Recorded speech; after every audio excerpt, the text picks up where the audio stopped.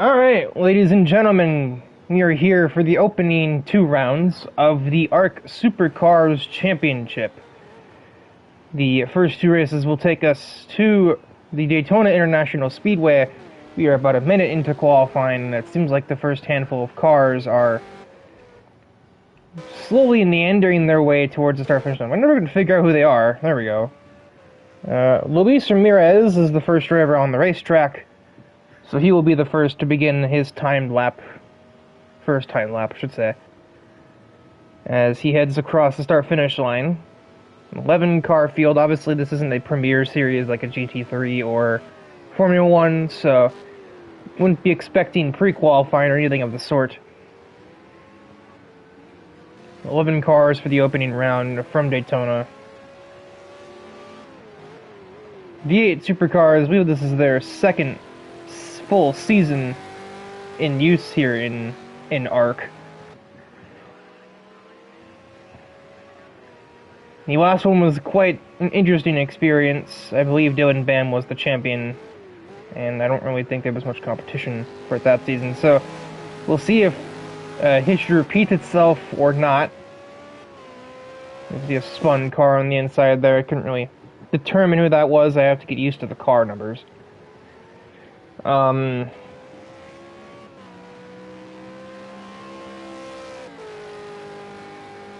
Luis Ramirez makes his way around NASCAR turns 1 and 2 and heads towards the harrowing bus stop. It gets more terrifying the less downforce your car has. Late braking somehow doesn't choose to attack the first curb, but it gets out of the bus stop relatively cleanly and will head through NASCAR turns 3 and 4 to finish the first time lap of the session, and it looks like a pretty decent one, all things considered. I know we're probably aiming for low 40s and 41s here at Daytona, and indeed, Ramirez starts things off with a 41.18. Jerkensmeyer, not far behind him, will be the next to run a lap. Both kind of in that 44-hour alliance, despite not even being on the same team as one another. 46.3, I think he may have made a mistake on that lap. I don't think that's quite representative of his overall speed. Fidel Fabian is heading up to the line. Gabe Gazzola, I think that was an out lap. 44.8 for Fidel Fabian, 44.4 for Francisco Alonso, making what I believe to be his Project Cars 2 debut in ARC. And Matthew Daly with a 44 flat for 44R, fittingly enough. Delivery that's got a little bit of an SLP touch, but isn't quite as blatant as, say, their GT3 Mercedes that they ran. And DIVEBOMB will throw down the gauntlet with his first real lap of the session, a 41.118. Only 0.06 over his former teammate, Luis Ramirez. Former Riker, they are teammates. I was thinking of IndyCar where they used to be teammates, but here they still are.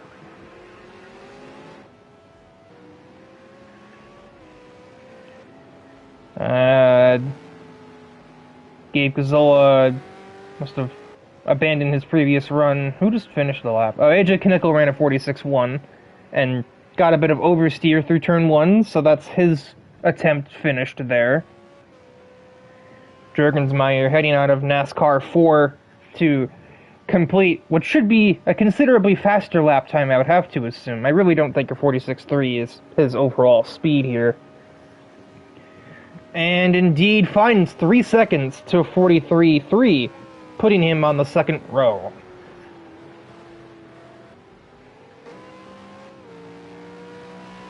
Luke Allen 49.5, Deshaun Davidson 50.2. Gabe Gazzola's car looks a little worse for wear, and the way it's driving also a little worse for wear.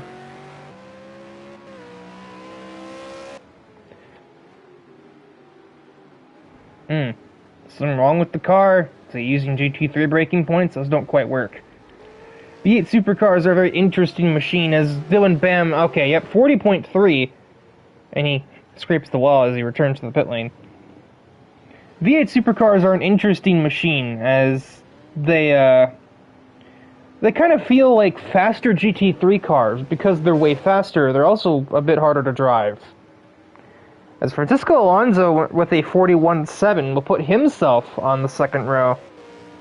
Matthew Daly with a 43.1, very sideways, still manages to get it stopped and properly turned for the interchange, or whatever they call that, the transition to the banking up to NASCAR 1 and 2. Clearly he's pushing that machine.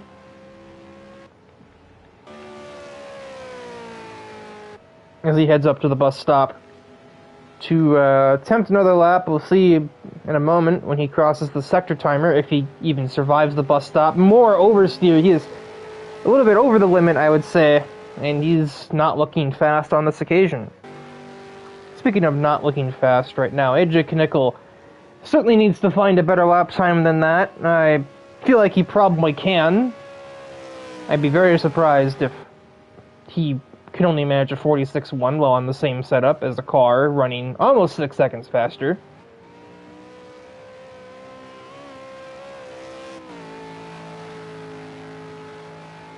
It's not going to be right now because I think that's an outlap, but you know. Oh, Luis Ramirez is around in turn 1. That's going to be a brutal corner for these cars because they are very easy to unpack in a braking zone. They kind of feel like mid-engined cars when you're off the throttle. They rotate, but almost too well, like to a fault.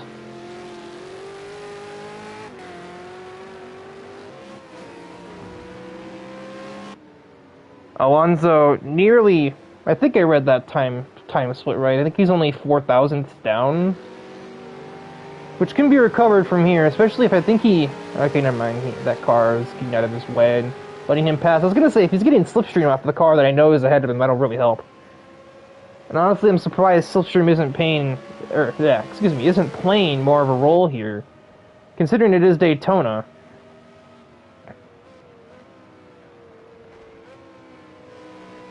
Pushing the car through the bus stop. I wouldn't even think of going that fast there in these things. Yeah, he's found time. He's up almost half a second. That won't put him any higher on the grid, but it'll kind of lock in his third position, especially when 4th through 6th are not even on the circuit at the moment.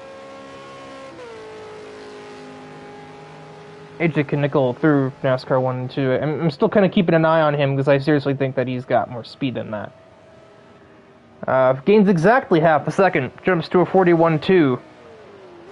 And that is his session over. He is pulling out of the way for Dylan Bam, who is making another lap, but I'm not entirely sure he necessarily required, considering Luis Ramirez's session is effectively over. He's not going to get back around in 10 seconds. But Fabian across the line finds over a second, but that only puts him over one car. He jumps to Luke Allen, and that'll put him in 6th place, right smack in the middle of the starting grid at the moment. AJ Knickel, however, finds a 42.7, and gets ahead of both his teammate as well as Fidel Fabian and Luke Allen with that onto the 3rd row of the grid. I guess Francisco Alonso did get another attempt at it here, I think. No, he didn't. I'm lost. Who's still going? Justin Rott, who I've not even mentioned at this point, making his return to ARC Project Cars competition. He qualifies 7th, a 43.19. Deshaun Davidson, his session is over. Gabe Gazilla is going through the bus stop right now, with this hood looking like it had just met a crash test dummy, and had a bit of an argument with it for good measure. He's up 16 whole seconds, so he's got some time. He should be able to at least get out of last place. Meanwhile, on the opposite of that, Dylan Bam finishes his session up. No improvement, though, but he didn't exactly need one. Because unless Gabe Gazilla finds 22 seconds, that's a pole position for Dylan Bam. He finds about 16, and he jumps to Sean Davidson, but he won't get any further than that. Is somebody still racing? Who's in NASCAR 3? Or NASCAR 1. AJ Knickel? Is he... Okay, no, he's cruising. So the session is over, I think, and it's just a bunch of AI cars on the racetrack, and the game's like, oh, they're still qualifying. No, they're not. They're AI. So that will wrap things up for qualifying.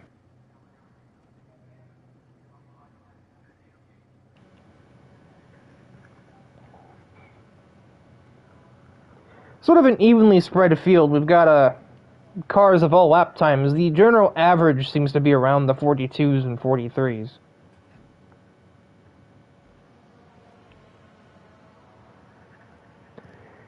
As per usual, we have our customary manual rolling start that we've carried over from the previous prototype challenge season. It is technically a 7-lap race. We're using the first of the 8 laps to make a more proper rolling start, because this game doesn't really know how to do them. And I think from there on, or from like this week onwards, it will be the more proper standing start, but you literally can't do that at Daytona or any other oval circuit. So, yeah, there you go. There's no grid slots here to start at.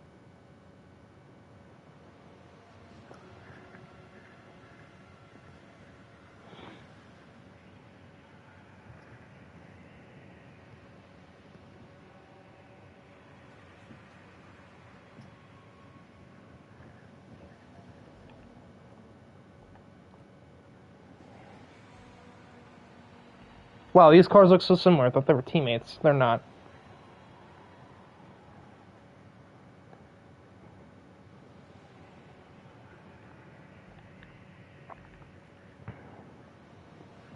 The drivers have their 2 minutes to adjust their strategies and such. And it may be wise to do that, as I believe, looking at the radar, we might be looking at some scattered showers near the end of the race, and that could affect what the drivers wish to do with their setups.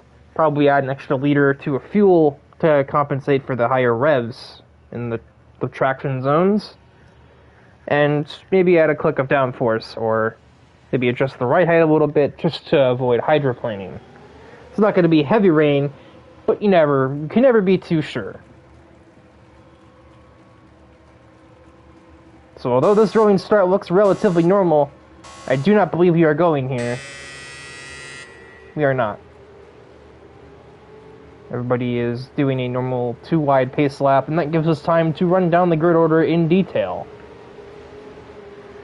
It is a Champ Inc. front row lockout, as Dylan Bam will start on pole for like the 80th time, I feel like I've said that, followed by his teammate Luis Ramirez in second place. Francisco Alonso will start third in what I believe to be his first race in Project Cars 2. Maybe wrong, I might have missed one. He represents GOAT Incorporated in the 52 car. Jonathan Jurgensmeyer is on the second half of the second row. In the 29 car, I'm definitely not stalling to try and find the team captain's chat to look at all of the car numbers. He is the 29 for Congo Line, number bars. AJ Knickel starts 5th. In the 7, Team 44 changed the last minute to the 7 and 8 from the 47 and 48. And AJ has his teammate Matthew Daly for company in the 3rd row. Justin Rott, he's not making his debut, but he has not made many starts lately. He and his teammate, I think, are in the same car. I can't actually tell which one is which. They both look like 52, but I can't read the full number because of where the rear wing is. Either way, they both represent GOAT Inc. There you have Champ Inc. and GOAT Inc. Go figure. Fidel Fabian starting 8th. I can't read the number. Oh, camera adjusted. Okay, the 13 for JSR. Jake Scarborough Racing, even though Jake Scarborough himself is not here. Or nor is anybody else who would be on the team. Luke Allen representing the 11 for LA7 Racing. Gabe Gazzola with the 9 car for Turn 1 Autosport starts in 10th, and rounding out the grid, the 3 of Deshaun Davidson representing East Coast Racing. More or less just committing this to my own memory more than telling anybody else, because I had quite a connection with the ARC Prototype Challenge and not being able to tell who was on what team, because we didn't really have a laid out draft order, and I never paid attention to any other rosters because I couldn't find any other ones.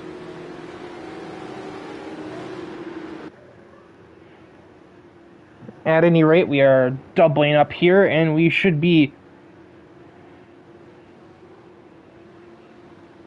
we are doubling up here. We will be going green very shortly.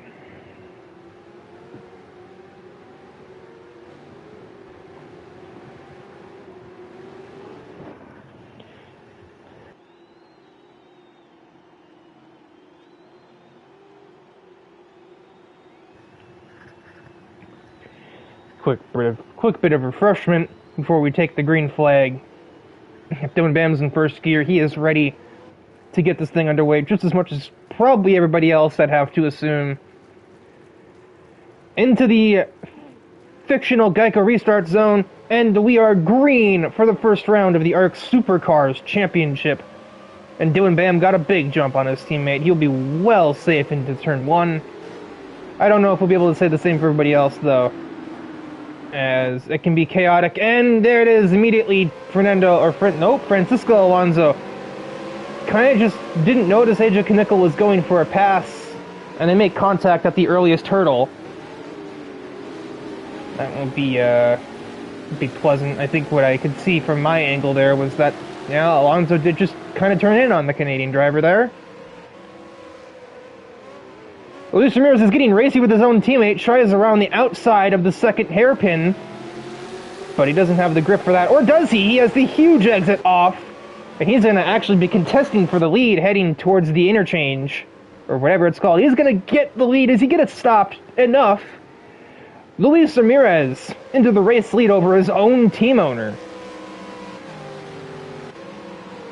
Fidel Fabian, too wide with a former teammate of his. Gabe Gazzola, oh, he's coming down the racetrack, but they managed to avoid contact by a matter of probably mere millimeters.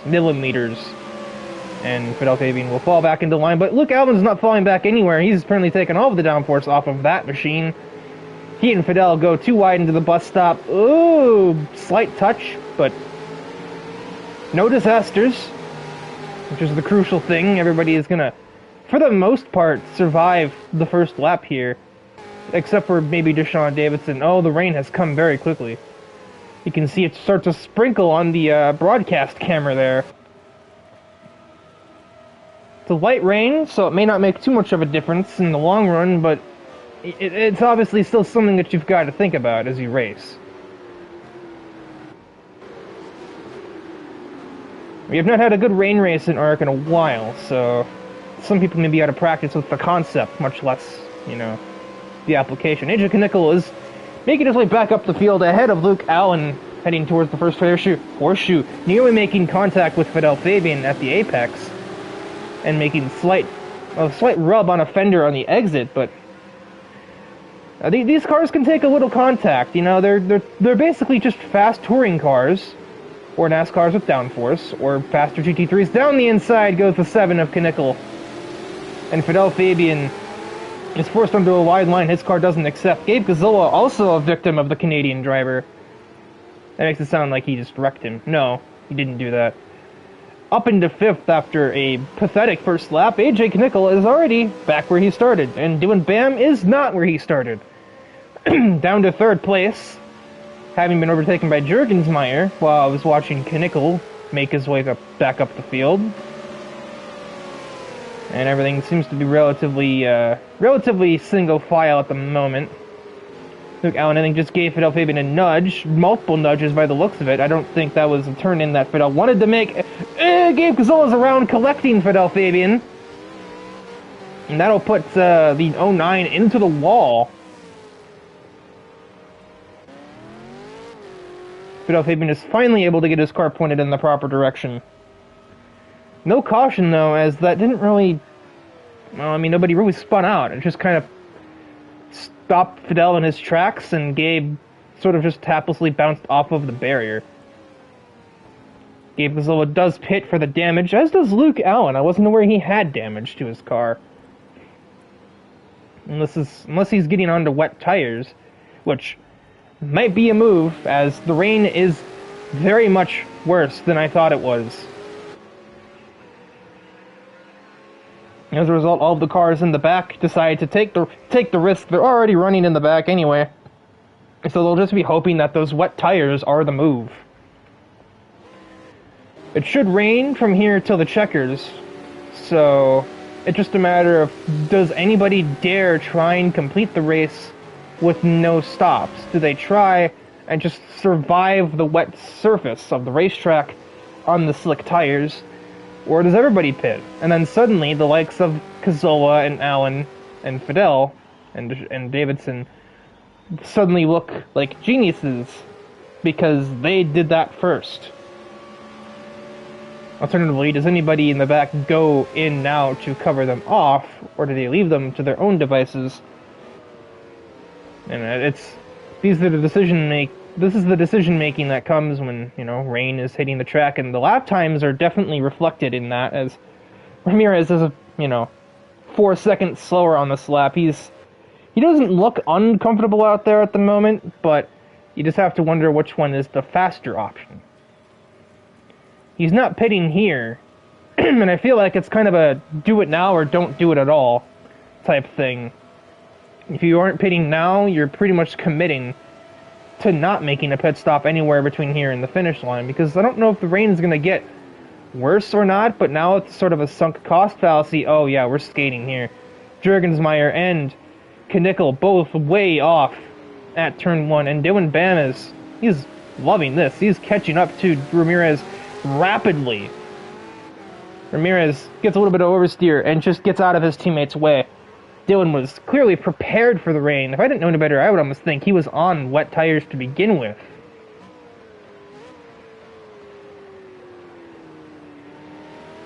The way that his car is sticking, I think he just might have been. He might have probably guessed the rain would have fallen quicker rather than later, and he's hauling. A little bit edgy into the interchange, but ultimately that's kind of expected given these conditions. I think Dylan Bam was, I want to believe he might have started the race on the wet tires. They can last a lap or two in dry, and we only had 1 lap in completely dry running. Either that, or he's just like the next Rainmaster, and he's just got so much grip in that car that it seems like he's on dry tires. Or, no, what? It seems like he's on wet tires, even if he isn't.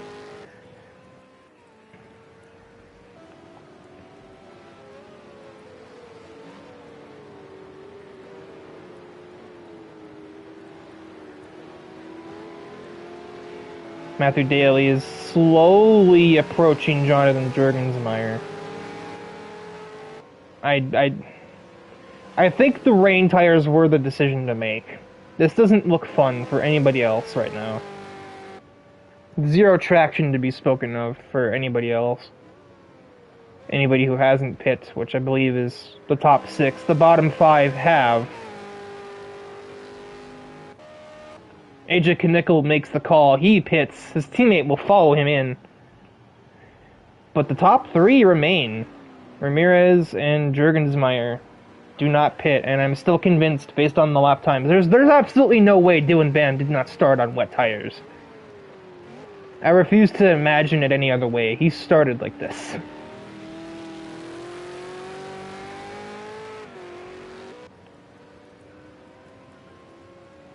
Francisco Alonso, did he spin out of the bus stop or something? And then he let Gabe Gazzola by, who's very clearly got more grip. Yeah, Alonso has accepted his fate. He goes into the pit lane. Just for the sake of survival more than anything at this point. And suddenly Gabe Gazzola does look pretty smart. He's only going to get to 5th place from it as AJ Knickel rejoins ahead.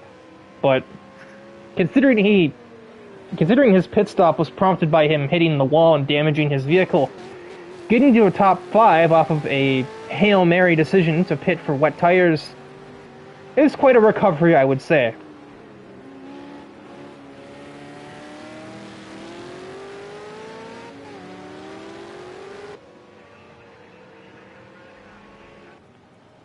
And because of all the time Alonso spent floundering around on the wrong tires, and possibly some car damage, he will plummet out of the top 10.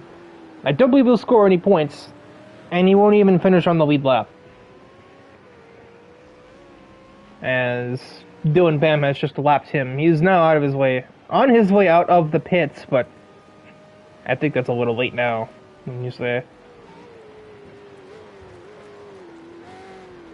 A lap and change to go, about a lap and a half left in the race. And this is very clearly Dylan Bam's race to lose. And what seemed like it could have been Luis Ramirez's race. The rain came down and Dylan Bam, he was ready for that.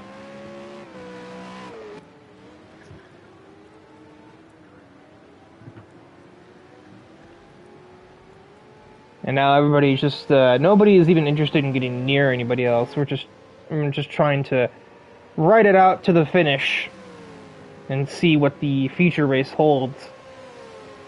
The super feature, as it were.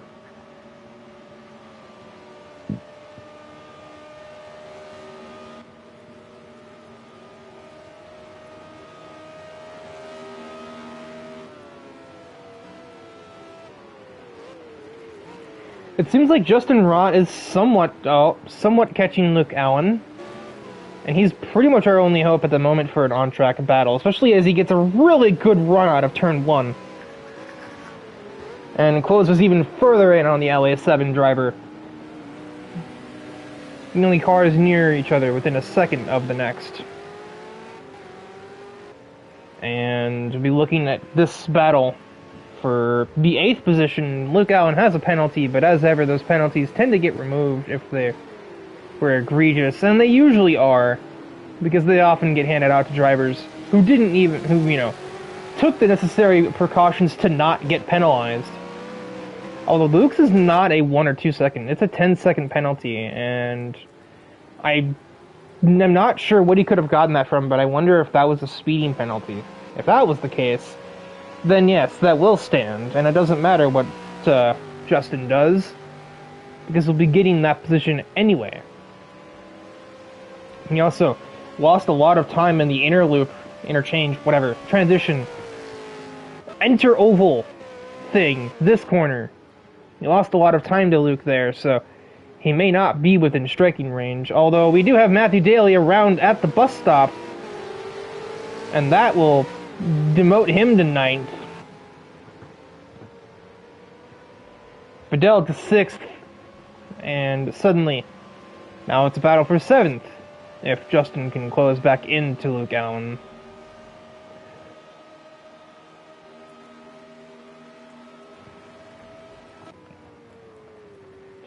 Only a handful of turns, really just the bus stop, and then NASCAR 3 and 4. The biggest challenge is over. Dylan Bam, with a criminal margin of victory, considering he ran 7 laps of racing, will head out of NASCAR turn 4 and demonstrate a little bit of strategic genius. I'm convinced he was on the wet tires from the beginning, and he will finish on them, taking the victory from Daytona in the super sprint. Some 49 seconds behind is his teammate Luis Ramirez with big suspension damage by the looks of things, so he may not be staying there for too long.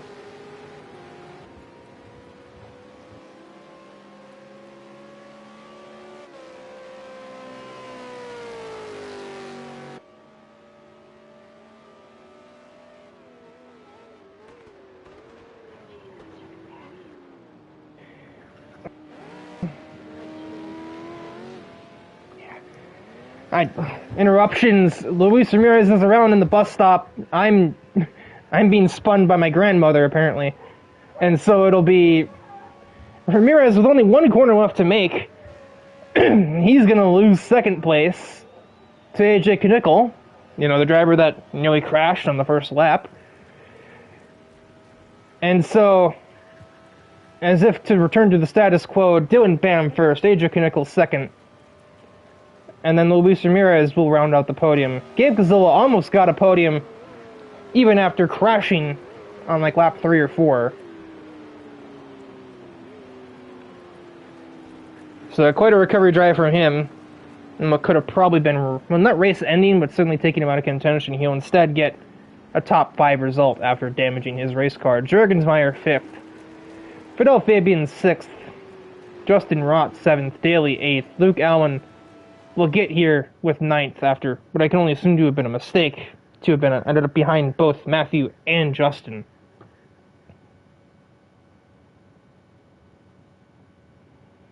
And then Deshaun Davidson 10th, and the final car, Francisco Alonso, who made a tire mistake and could never even begin to recover from that because he realized his error far too late.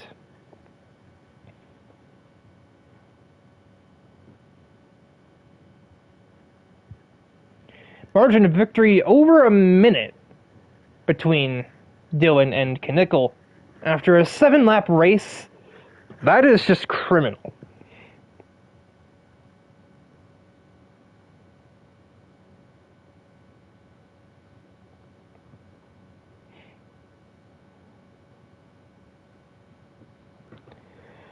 But we're not done yet.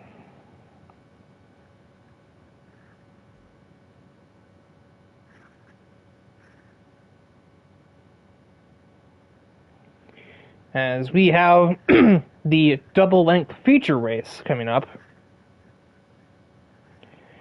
Or thereabouts double. Should be like 13, 14 laps, I'm guessing, if I remember right. And, somebody has left. When we figure out who that is and get the lobby going back again, oh, it was Matthew Daly. As we head towards the feature race, I'm going to take a quick intermission, because my throat, as you can probably tell, needs it.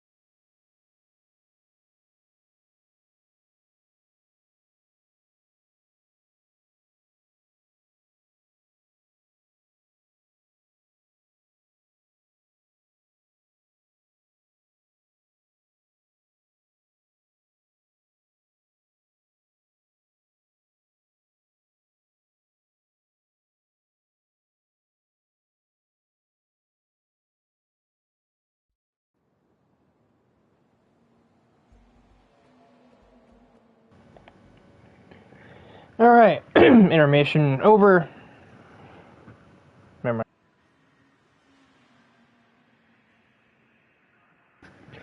Okay, now that I've coughed for the last time, hopefully. Intermission over.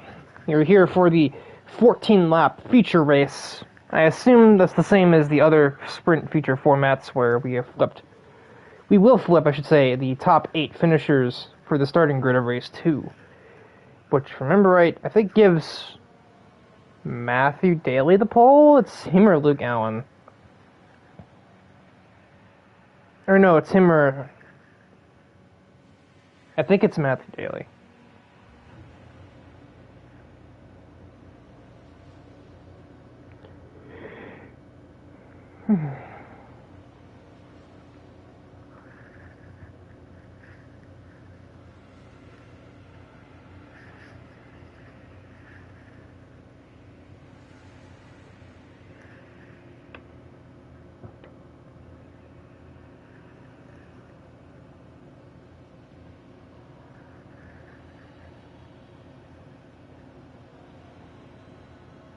And it's a rain race to start, but it doesn't really look like it for some reason. I don't know why. Maybe the rain just isn't falling because it's not started yet. But obviously it's got some effect because the windshield wipers are going in the cars.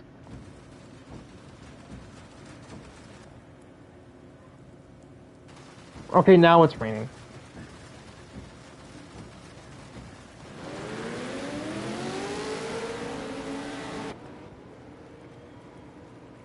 Had about 10 seconds of relaxation, the odd tranquility of heavy rain landing on a car, and the cadence of the windshield wipers, but no longer. We are on the formation lap, and we will, I guess I'll be playing out just as much as everybody else is. I don't remember what the format is.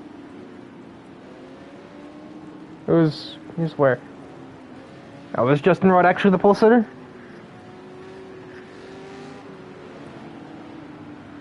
No, it is Matthew Daly. Okay. I'm just gonna wait until, like, somewhere near, like, the interchange. What is that called? That has a name, and I can't for the life of me... My brain keeps saying interchange, but I don't think that's what it's called.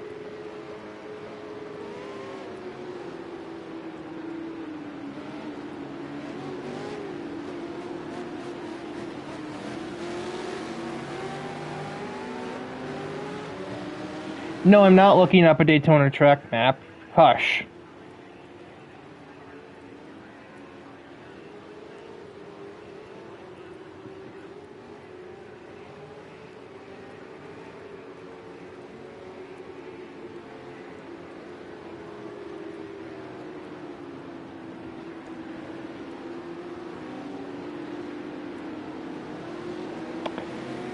Okay, maybe it doesn't have a name. Interesting. Okay. Anyhow, yeah, I think the starting grid must be just about set by now, so we'll head through it quickly. The pole sitter is Matthew Daly, followed by Justin Rott, Fidel Fabian, Jonathan Jurgensmeyer, Gabe Cazola, Luis Ramirez, AJ Knickel, then Dylan Bam. And then, yeah, it is top 8 reversed, because Luke Allen starts 9th, Deshaun Davidson is spinning around, and Francisco Alonso, well, would start last, but he might not if Davidson cannot get his car and grip together and get up back to 10th. If you're struggling like this now and we haven't even started the race yet, I'm mildly concerned.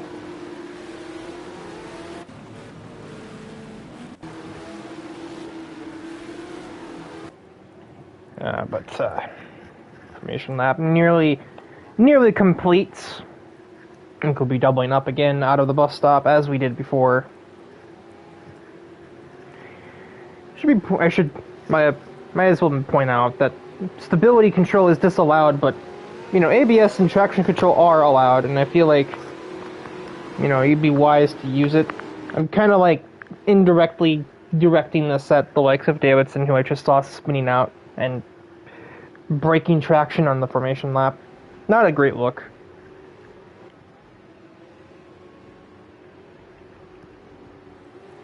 And even still, he's having a hard time getting up to the field to double file up. So it's mildly concerning, I must admit.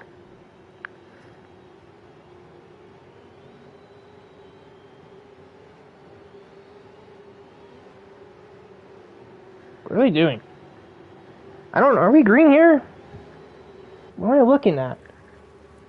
I guess we're going into the Geico restart zone, and are we green here? We are green here. Tentative start. Matthew Daly a little conservative on the throttle, and that's allowed Justin Rott to pull into the race lead, possibly at turn 1. This camera's way too zoomed in, man. I can't see anything going on. It's very sideways. Somebody's had to take to the pit lane to escape the chaos. Oh, we're sideways again, and around everybody. Oh, are we going to have a big one at Supercars? Looks like we are. Justin Rott could not find traction for his life, and he has collected all but 4 cars, by the looks of it. And unsurprisingly, that is a caution, as just about every car in the field got affected by that. My knuckles just cracked there. I don't know if the mic picked that up. It was not fun. So I guess what was going on here was that Alonso and Davidson were on the wrong tires or something, and they pit to change them, which meant the race started without them. They weren't going to wave it off for that. But it didn't matter, because we have a safety car, and they'll have a chance to actually restart with the field on lap 3, presumably.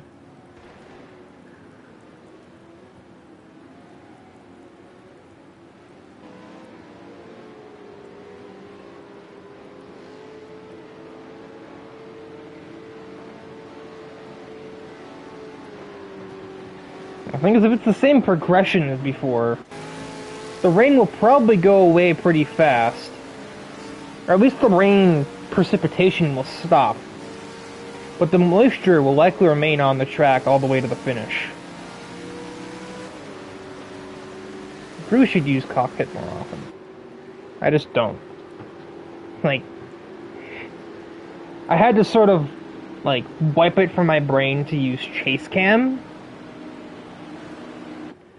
But now I just assume it always has to be trackside camera, and never any, like, cause for, bonnet cam or roof cams, which do exist in real motorsports, or, onboard cameras.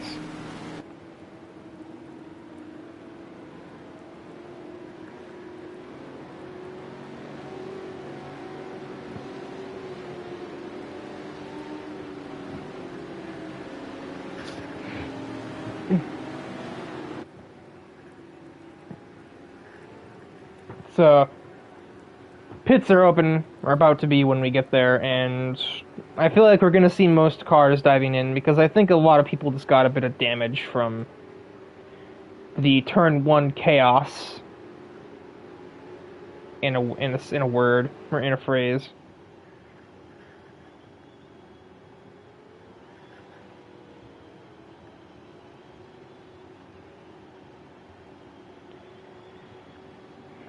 And yeah, sure enough, maybe not for like the lead 2 or the back 2, but I don't know. Even the 2 that already pit on the race start are even going into the pits, so be an even playing field, I suppose. We'll see who gets blessed and cursed with the pit releases, because that can always be a bit of a lottery, goodness knows.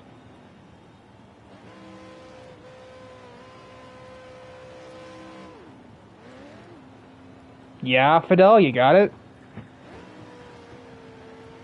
Did Fidel already get service? Did he just, like, fix his damage and nothing else, I think? There might be a mandatory change, but I don't even know if it'll matter if the race stays wet the whole time.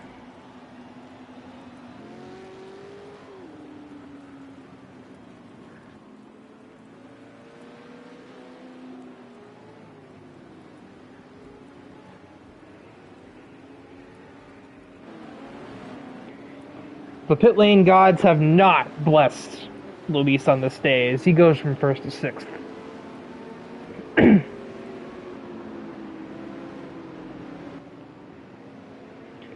Fidel Fabian is the race leader. That is certainly an image, I must admit. See how long he hangs on to it for. See if we can even hang on to the car going through turn 1 this time.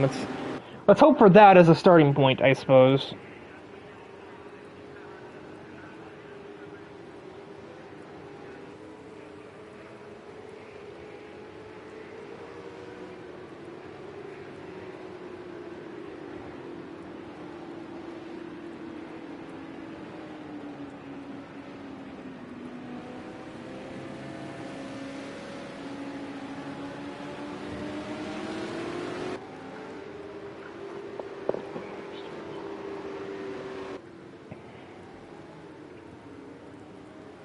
Kind of giving my voice another intermission here. There's already not much to comment on. Everybody pit there. Everybody's on the same tires. You know. I imagine everybody is fueled to the end, so there's not like there's any strategy question marks being raised. It's just, okay, let's get the restart and let's maybe make it to Sector 2 this time. It's not that far away.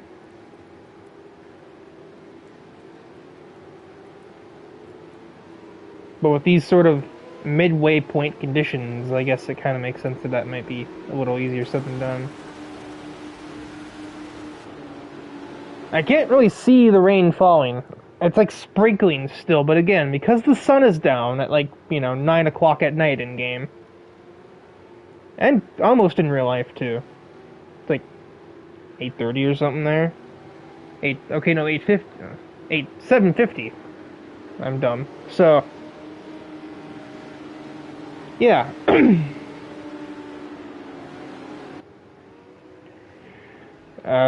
The sun will not be around to evaporate the water on the racetrack, and we'll be stuck with the moisture on the circuit probably till the race is over. We can try and make a dry line, but that might be, again, easier said than done. But I take it we are just a few moments away from the metaphorical Geico restart zone that's not marked on the track here like it is in, say, GT7. The heck? Okay, I guess we're not going green.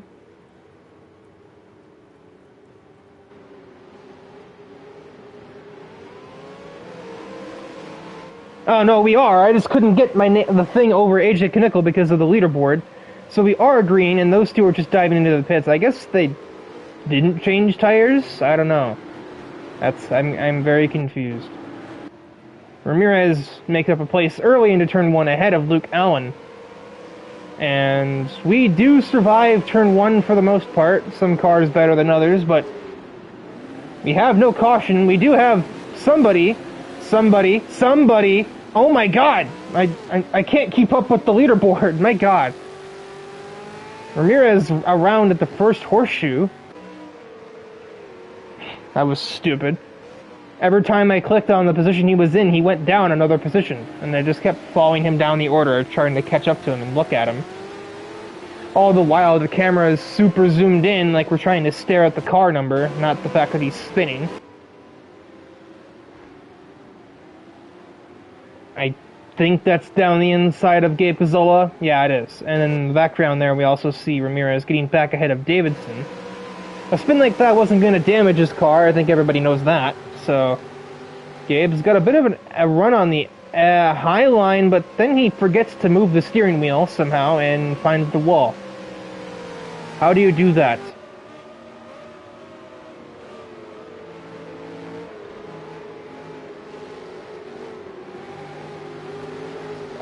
Justin Rott out of traction, trying to go the long way around to the bus stop. Doesn't work under prime conditions. It certainly isn't going to work in the rain, and what's essentially an Australian brick.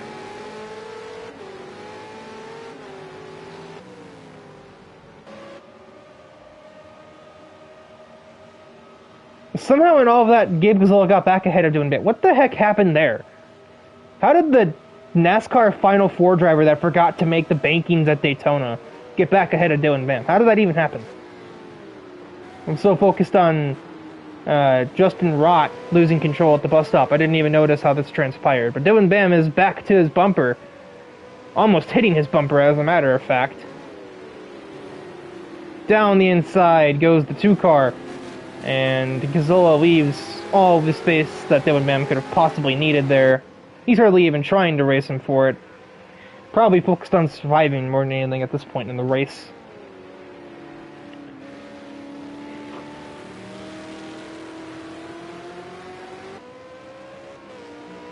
Nickel has about a second and change over Juergensmeyer, but his main competition is approaching.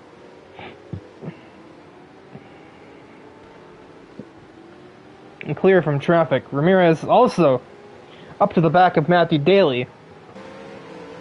And Matthew's also just not really going to contest that too much. The overspeed possessed by the one car. Instead, Matthew Daly will probably, as we're seeing, tuck into the slipstream. And maybe try to follow Ramirez up to Gazzola, who's about a second and a half up the road, give or take.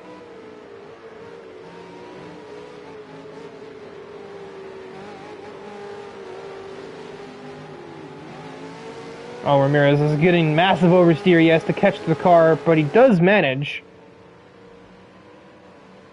And Matthew Daly, I don't know if he had the same problem or if he was just really conservative on the exit, but he didn't even make any time up on him from that either. Still in the wake of Ramirez heading towards the start-finish line. And the race is kind of spreading out a little bit already. We're not even halfway. We're like a third of the way through this feature event. But I don't think DIVEBOMB is going to take that sitting down. He's on his way after Jonathan Juergensmeyer. He ran a lap that's the fastest on the track on the previous lap, and that was whilst passing somebody, I do believe.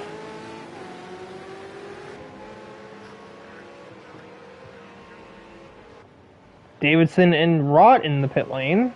I'm not sure for what. Pit stop for what? And indeed, Ramirez has quickly found himself on the back of Gabe Gazzola, literally on the back of Gabe Gazzola, even giving him a bumper through the West Horseshoe, I believe that is.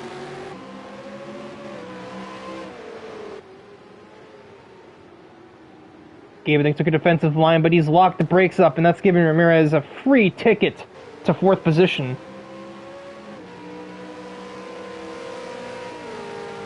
Oh, now he starts lagging. He was perfectly fine until he was battling another car, and now his car has got the Pimp My Ride hydraulics. Even still, Gabe will bravely try and pass around the outside. I don't know why you're doing that to a car that just started surging. He does not commit all the way. Probably couldn't even if he wanted to, for that matter. But he will get a really good exit from the bus stop and take the fight back to Ramirez as we head on to the front stretch out of NASCAR 3 and 4. He'll go to the outside, but both cars are about to buzz the limiter at 180 miles an hour, and I don't think that the gear ratios can even be changed on these cars. So it's going to be another brave braking attempt around the outside for the 09, and he does not take. In the meantime, while I was looking at the battle for that, DIVEBOMB dispatches of Juergensmeyer, probably with not many issues either.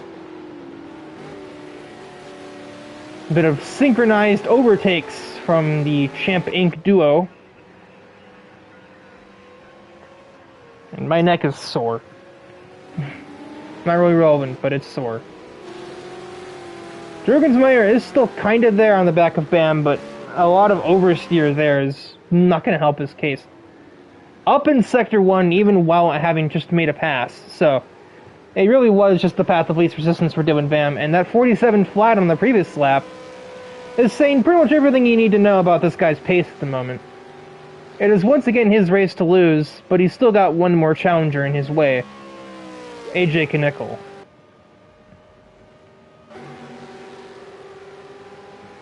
Meanwhile, Ramirez is back. What happened? I missed something again. He is back to 6th, trying to make up his way back to 5th against the scrunched up 44R machine of Daly, who again just kind of bends over for Ramirez to the bus stop, not wanting to risk too much. I think just the sheer bravery of concept there was enough to get Matthew Daly to sort of second guess really contesting that position.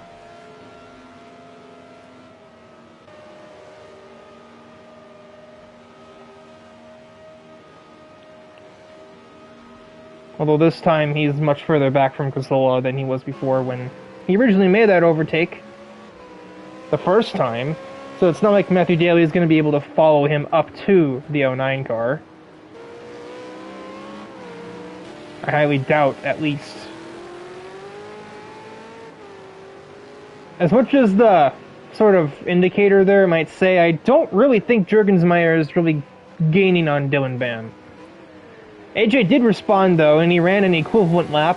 They both ran 47.3s on the previous time around, so Dylan Bam is not making nearly as much time up as as I might have, at least I, previously projected he was making.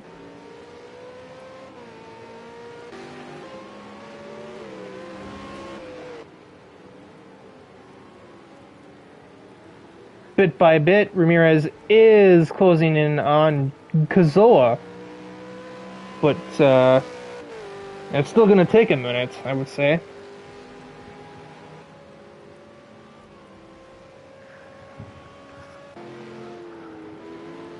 And it's the same case for Dylan Bam. He's getting closer, but he's not getting closer as quickly as he probably would like.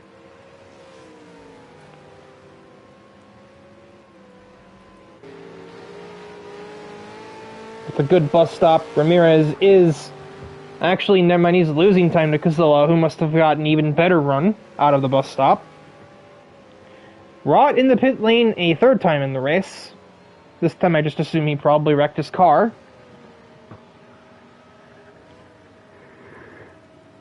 And he is now going in to fix the damage he sustained. Dylan Bam ran a faster lap that time around. He's clearly pushing the car to make those laps happen, based on the fact that he was practically skating through the 1-2-3 complex just then. But, you know, loose is fast, as everyone loves to say in regards to racing. Oh, so he's got some truth to it.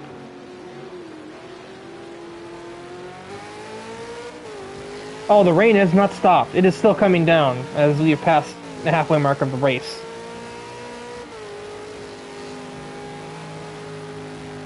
Ramirez really sideways as we're kind of on his on-car camera here. Not really on board, but... Again, you lose this fast, and that made him up pretty decent chunk of time on the Steely driver, but that is a missed apex if I ever saw one. It's only got enough of an exit there that it kind of didn't matter. He's gonna just barely be getting the slightest trace of slipstream from Jurgensmeyer's car. In the background, meanwhile, I missed something. Luke Allen is too wide with Matthew Daly heading towards the bus stop. Daly is going to have probably the slight edge at the braking point as Justin Rott retires from the race. And he'll just slide literally ahead of Luke Allen to hang on to 6th place, basically for dear life. And in the meantime, Dylan Bam has caught his prey of AJ Knickel. AJ must have made a small mistake on that lap of 50.3 to a 48.8. Not great. Bars. And yeah, Ramirez officially catching up to the back of him. These cars are still too wide, though. They are the closest by far on the racetrack, so we'll keep the camera on them. At least for the time being. Matthew Daly with the huge braking zone choice. He doesn't really get it stopped, though, and that's going to invite Luke Allen to oversteer, but slide into 6th place. I can't count.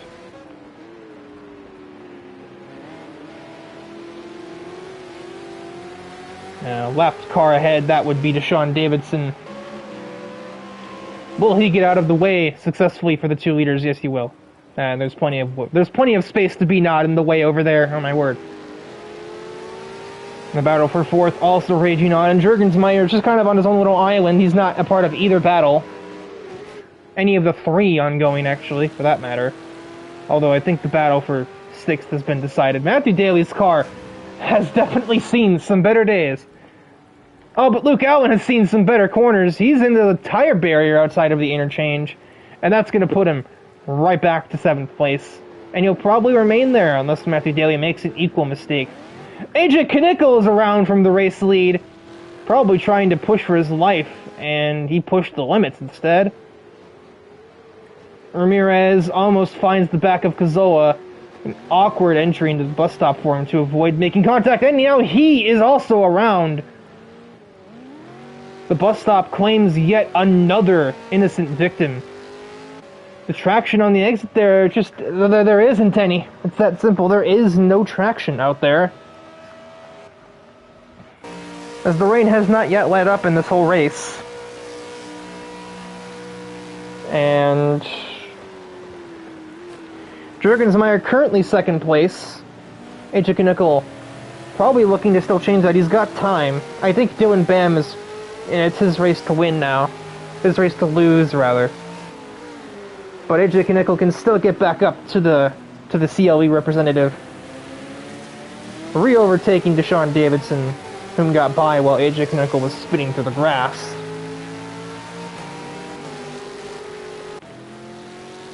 Ramirez also still has time to get back up to Cazzola for the 3rd time. Maybe down the inside, he thinks about it. Juergensmeyer leaves the space, and AJ will take that invitation. But now Jurg will have the inside lane. We'll see who wins heading on to NASCAR 1. Oh, Juergensmeyer overcooked the braking zone. AJ Knickel will slip through uninhibited into 2nd place once more.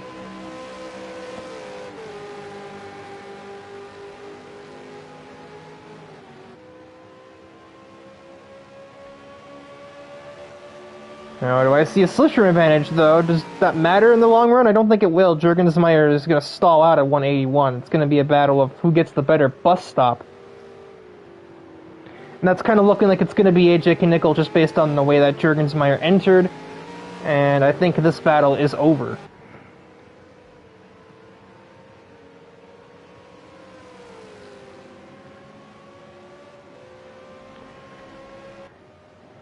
And so now, with Dylan Bam taking 4 laps to go, the field is pretty spread out now. Rain has introduced a skill gap that was quite evident. Kind of more akin to what you'd see in a GT7 race. But without the likes of Ridwan or Tyler Scorsese to really, kind of fill in the spaces. Instead, we just have the same customary top 3 cars that we seem to get in most Project Cars 2 races, some variation of Dylan Bam, AJ Knickel, and Jonathan Juergensmeyer. Although Gabe Cazzola is sneaking up on Jurg. He's found a pace ever since, or I guess he's more found consistency. He's not really setting the track on fire, but I don't think he's really made any mistakes in this round. Yeah, obviously he did in the sprint, but he made up for it and then some, and now here he is in the feature.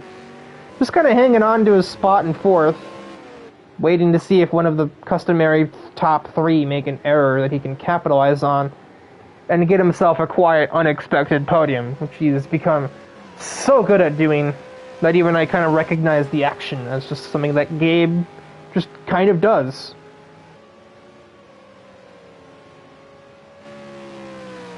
But I don't know if it'll be happening today. I mean, it could. It very easily could. All it takes is one of these two missing the bus stop again, which we've seen is very easy to do today.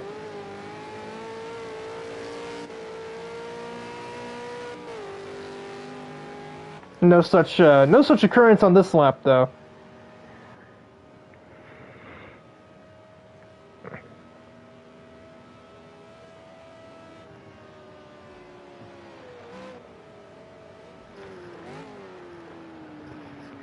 Dylan Bam is having a bit of a fuel scare by the looks of it, though. 14 liters in the tank with 3 to go. I think he's fine. But he still is lifting and coasting to make extra sure of that fact. And that might let AJ Knickel back into it. He ran a 48.8 on that lap. He gained a 2.5 on Dylan. And the battle for 3rd might be beginning as well, as you've got Cazzola catching Juergensmeyer. 49.9, while Juergensmeyer, I think, is just trying to keep the car on the tarmac.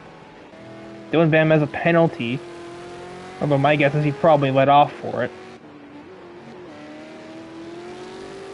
And that might, I wouldn't put a whole lot of stock in that, necessarily, because it's probably not deserved. They very rarely are.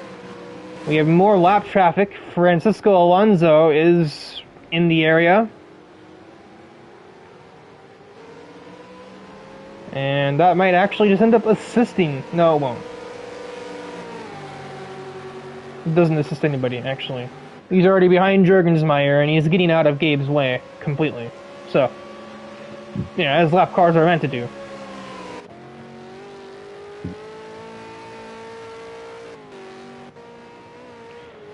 The gains AJ was making, that's a line. I don't know if the game is going to let that happen.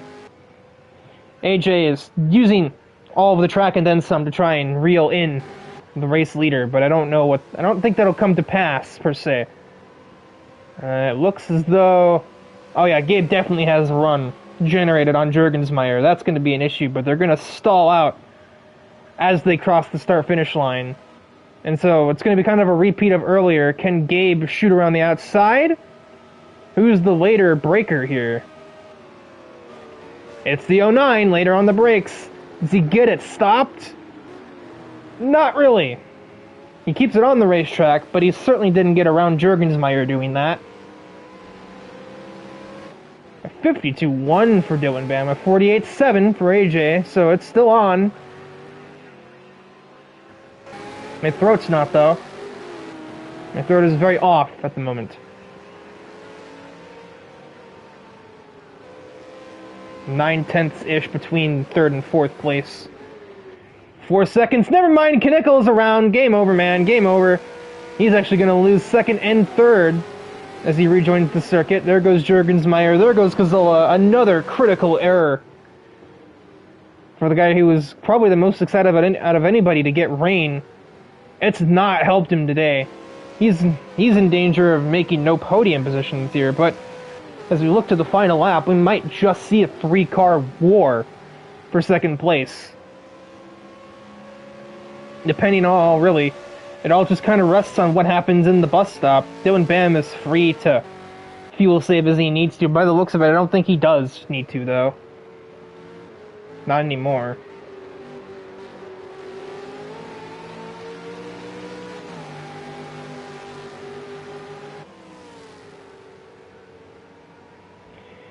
Oh, it's another solid run from the bus stop for Cazzola, but it's again not going to be able to transition to much, as the momentum will stall out right here.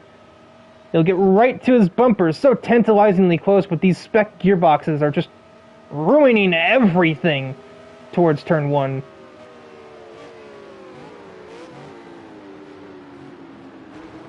They both get it woed down for turn 1. AJ Knickel got it woed down a little bit better by the looks of it. He's going to be joining the battle probably through NASCAR 1 and 2, were I to guess. Possibly sooner. He's there now, never mind. Within half a second, as we head towards the dog leg, which I forgot that has a name. It does indeed. Jurgensmeyer with a very good run from the horseshoe. And Cazzola struggling for grip through the really only high-speed turn on the track. Here comes the Canadian driver down the inside to bring us back to the status quo. Oh, but he is so sideways trying to push the car on exit to stay there. Gabe will make an attempt around the outside. Crossover attack administered. Did he have the drive off, though? Oh, he entirely did have the drive off on the Canadian driver. A little bit of a pinch, but not much. Still about a lane and a half of real estate for the 09. As we head out of NASCAR 1 and 2, AJ will tuck in, try and sneak a bit of slipstream, but both topping out here. AJ is going to get crazy for it. He gets the lane, but he gets the understeer. Gabe tucked it in neatly on the exit, but AJ somehow made that stick. Meanwhile, Dylan Bam is going to cross the line. He's going to take the victory. But the camera should really still be on this battle. Oh, contact made. Gabe Cazzola struggling just to keep the car pointed straight. The run stalls out, though. It's going to be inside. Who gets third? Cazzola probably by an inch. An actual drag race. And you won't see that on Street Outlaws any day. Gabe Gazzola will manage to barely hang on to that podium. I did say it. Top 3 needs a mistake, and he'll sneak into a podium spot out of absolutely nowhere. Ramirez, 5th place, despite an equal share of mistakes. Matthew Daly, 6th, with a car that looked like it just came through a can crusher. Luke Allen, 7th.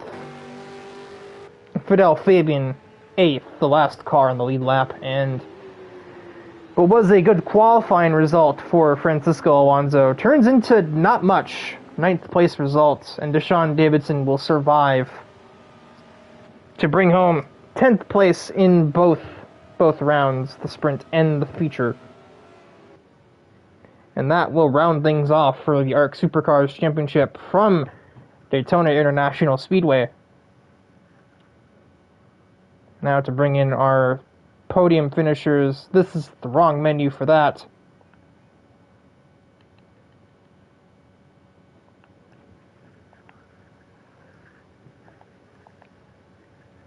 One of those good old slow burn races that was crazy in the beginning. It existed for the middle part, but by the time we reached the final 5 laps, oh boy, bring the orchestra in, folks. 6,000ths of a second, the margin for 3rd position, which Gabe snagged at the last.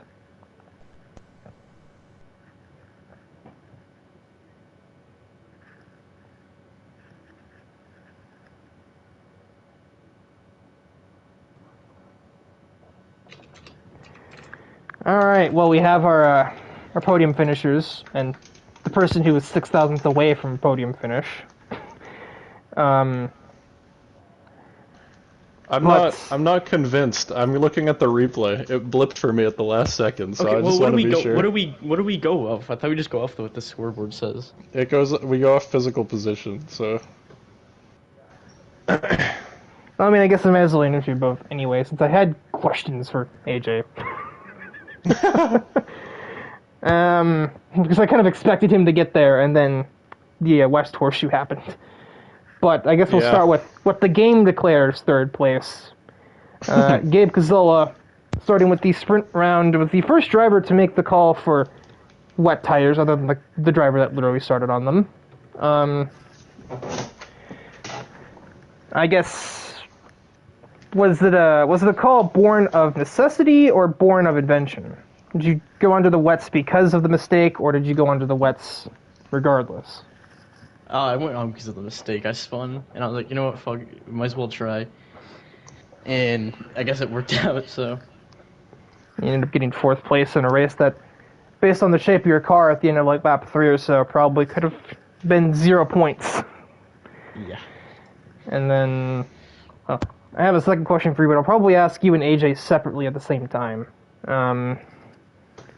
Because it's about the battle for 3rd and kind of the mindset you two had there. But we'll skip ahead at the moment for Juergensmeyer, who he just had a very Juergensmeyer race. He just kind of existed and managed to pick up places by making no mistakes. Kind of Gabe's race in the feature as well was like that. Yeah, there really was not much to. You just kind of rode, you know. I literally don't have a question. Yeah. Like, I don't. Wait, so what was the question? I was gonna like. Okay. I was up for Jerk. I was gonna wrap back around to you and Gabe at the end after questioning Dylan about the battle to the finish line. But I figured since that's kind of like a 4th place question, and I'll just kind of get your separate views on what happened. But like, I don't know. I literally don't. What do you mean?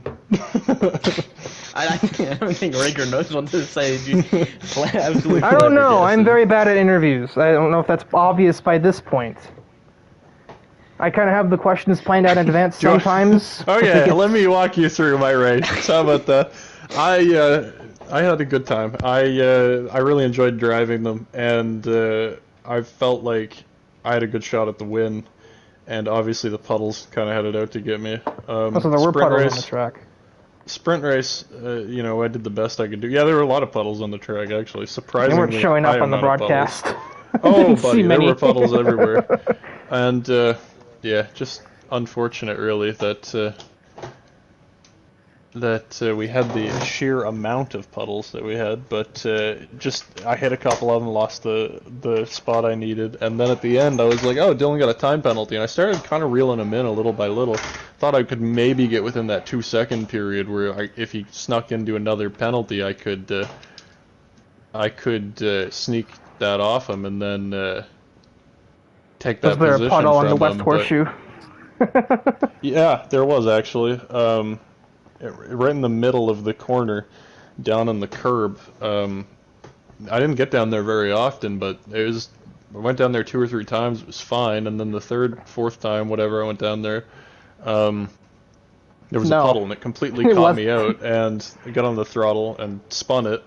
And I would have rejoined ahead of both of them, but my car decided that even on wet tires, it wouldn't get going in the grass. So that was that. I probably should have put it in second gear and started rolling, but I also wasn't expecting to sit there and wheel spin. So unfortunate, but it is what it is.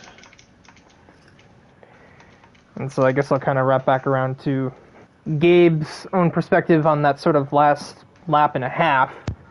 Were you more focused on getting by Jurg or getting away from Knickel towards the end there? Well, I was side by side with Jurg that lap, or AJ made the mistake, so I was focused on Jurg the entire time. After I passed AJ, I was still just trying to get Jurg because a position's a position. But then, I think it was coming out of the infield on the last lap, I realized, well, I'm not getting Jurg, so at that point it was defense. And then AJ, as you saw, obviously somehow got there alongside of the bus stop. At the bus stop, was that survival or defense? Because it kind of looked more like survival.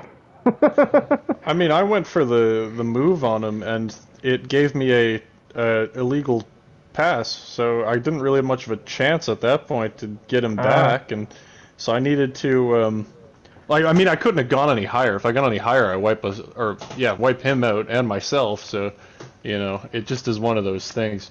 I'm curious about the finish because I felt like I did it pretty well, but I'm waiting to see the replay here and see where what the gap actually was like. I looked at my clip and it never changed for me. So on my screen, it always showed me in third. So I don't know if it's probably just the lag. Yeah, I'm curious because we normally go by physical position on track because obviously sometimes the leaderboards are off in this game. Well, they figure out who was actually third. Wrap back around, I suppose, to our actual race winner in both the sprint and feature, Dylan Bam. Yes, I forget. I remember you were in the room.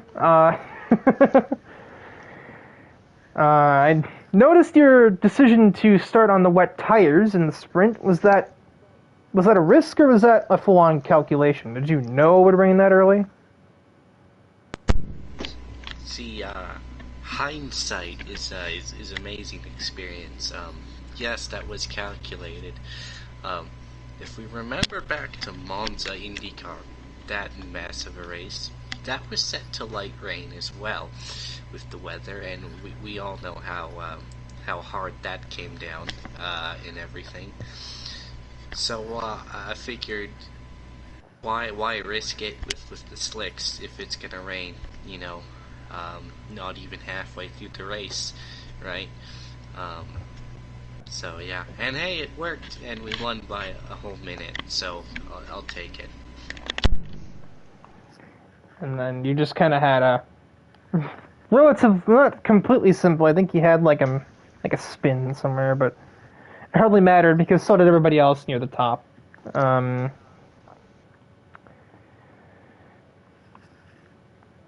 mean, it was mostly the sprint race, like, because the feature race, I don't want to say it was easy for you, it never is, but you never had many huge battles, so. No, I was gonna fight AJ, but then he just spin all it out of my way, which was really nice of him, but kind of anticlimactic. Yeah. Yeah. frustrating. It That kind of felt like friggin' watching. puddle ruins everything. It kind of felt like watching an F1 race. You know, it's a really good race if you just take the top spot of the leaderboard and just like put some sticky tape over it. But I don't know why we call it sticky tape in Minnesota, as if to imply there's a kind of tape that isn't sticky. I don't know. Thank you, Weird Riker. We invent 3M is from Minnesota, and yet our terminology for their products is wonky. But with that said, AJ, you never wrote me a script for the darn sponsorships and stuff. Well, have fun. I'll try for next time. I keep forgetting. At this point, I'm not really going to wait around. Shout out to DIVEBOMB, the title sponsor of ARC, to... Oh yeah, I forgot I didn't even notice you joined, Luis, I must be perfectly honest. It kind of like flooded like 4 notifications at once for everybody, and I didn't see yours. Ask Luis a question. What's the question for Luis? Oh yeah, because he got the podium in the sprint race, but he was struggling for grip in both rounds. So I guess setup-wise, I suppose, you know, what have you learned going into next week? I suppose I know it's mostly Dylan that does the setup changes, but I guess for your own preferences, what would you have changed on the car setup to maybe not spin?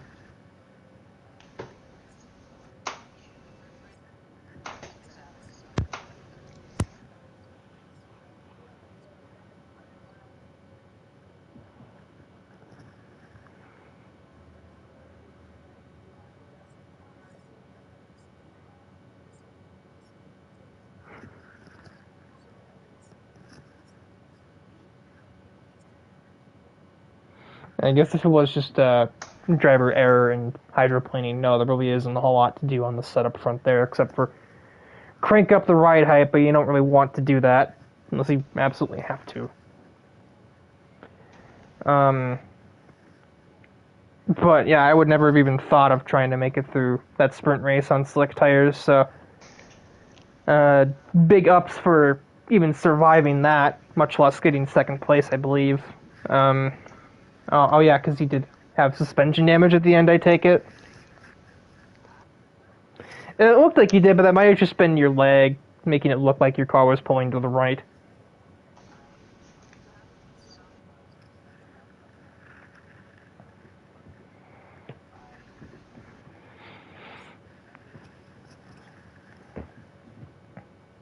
As it kind of looked like the car just kind of slid up on the banking, like it wasn't turning.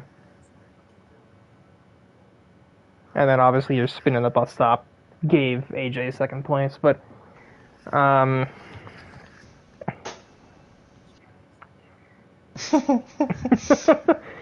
probably answer even if I didn't. He said right before he spun, he said, "I'm sending it," and then he drove right off the track. Well, he sent it alright, but message received. But now I think that is the last of the questions, unless we're going to interview, I don't know, just somebody who wasn't even on the podium, but yeah, I think that's all the questions I have. I still couldn't think of anything for Jurg because he was, I don't want to say he was a background character, but man, people just kind of kept making mistakes around him. He didn't really have to... I mean, I guess he kind of fought with Gabe, but I think Gabe gave most of his perspective on that as it was. So, with that in mind, now for the sponsors, that probably could have been writing the script from the time I was interviewing Luis, you know, but work on it for next week, or maybe next season. Shout out to the title sponsor of ARC, DIVEBOMB, the news site for most European motorsports, to SLP, Sim League Pro, the site that ARC uses to organize the league and track stats and all that stuff. James McAdam, who our partnership with him allows us to use his photography and in-game screenshots for promotional posts. And AJ Knickel Design, I've said that name so many times, how do I mess it up? The graphic firm that does the promotional posts using those screenshots. But that is it for me. I really should start writing down like default interview questions, but it only gets me so far if people just have uneventful races. Next week, I had the thing up on my tablet, but it turned itself off on me, so that was fantastic. Or Coda. Yeah, so Yeah. Coda, Circuit of the Americas, like that thing they did in real life a few years ago or something like that. And then, yeah, obviously F1 stuff on Friday and Saturday, but for me, that'll be all. Goodbye.